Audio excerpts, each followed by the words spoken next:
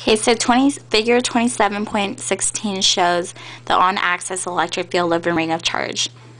And it also shows a graph of the distance z against the electric field of the ring.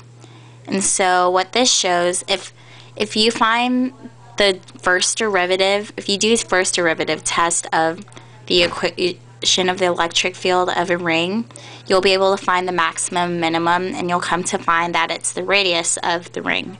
And so what this graph shows is that at when z is the same distance as r, the electric field will hit its minimum and maximum, which is also showed here.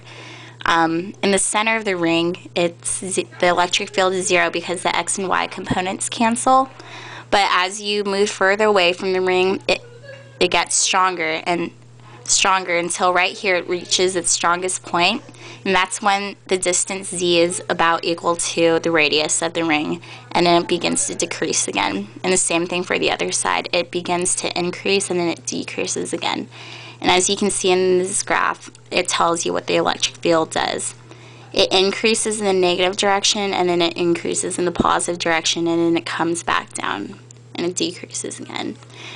So that is what figure 27.16 shows.